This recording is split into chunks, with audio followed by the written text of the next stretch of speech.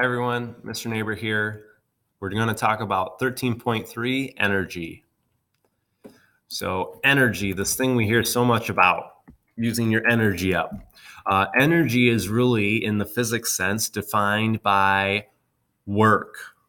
That's when energy is being transferred. Work is a change in the energy, going from one thing to another. When energy changes from one form to another, that's when work is done. So typically, change of energy is calculated by work. However, there are many different types of energy, and those energies are calculated from different equations. The first general type of energy, there are essentially two general types. The first general type is potential energy. The second type is kinetic, which we'll get to a little bit later. Potential energy is stored energy due to its position or the condition of the object. So there are different types of potential energies.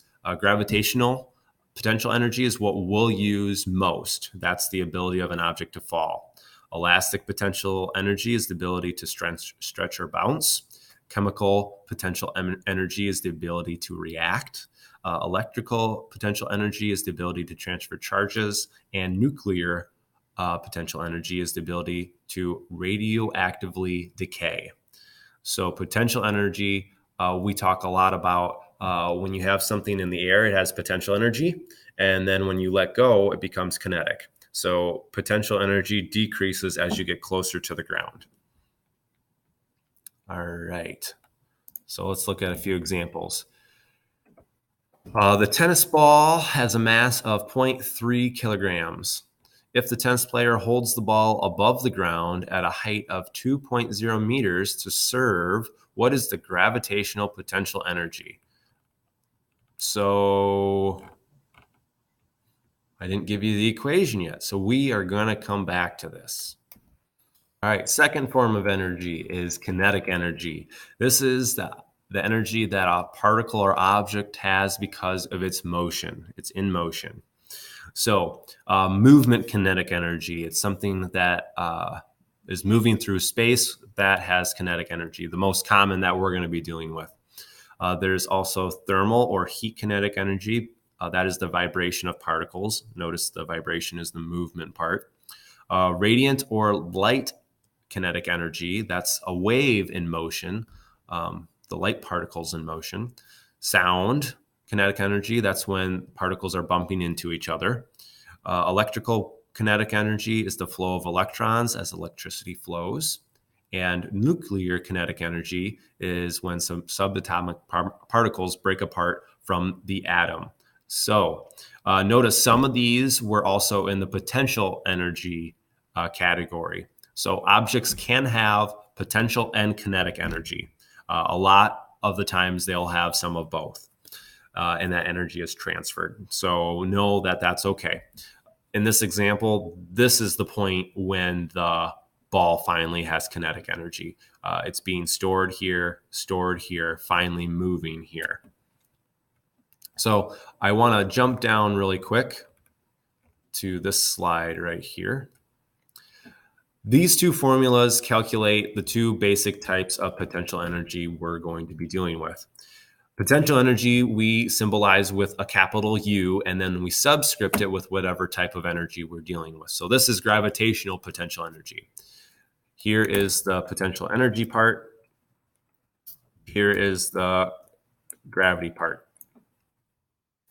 It's calculated by the mass times gravity times how high you are up off the ground. In other words, you could think about it as your mass times gravity times delta Y. For kinetic energy, we talk mostly about the movement of an object, and that is calculated by 1/2 mv squared, 1/2 the mass times the velocity squared. So again, the K represents the type of energy, kinetic, and the M represents which of that kinetic type of energy it is. So it's movement kinetic energy. So those formulas we're going to use up above for our examples. Okay, so Tennis ball that we had last time is 0.3 kilograms if the tennis player holds the ball above the ground at a height of 2.0 meters to serve what is gravitational potential energy. So here's our formula. We take the mass, which is 0.3 kilograms. We multiply that by gravity, which is going to be 10 meters per second squared, and times that by the height, which is 2.0 meters. And we will get out 6, I believe. So 0.3 times 10 is 3, times another 2 would be 6. So the gravitational potential energy is 6 joules. Energy, like work, is measured in joules. Remember, power is watts. All right. Determine the gain in potential energy when a 4.0 kilogram rock is raised to 18 meters. So potential energy due to gravity is the mass, 4.0, times gravity times our height.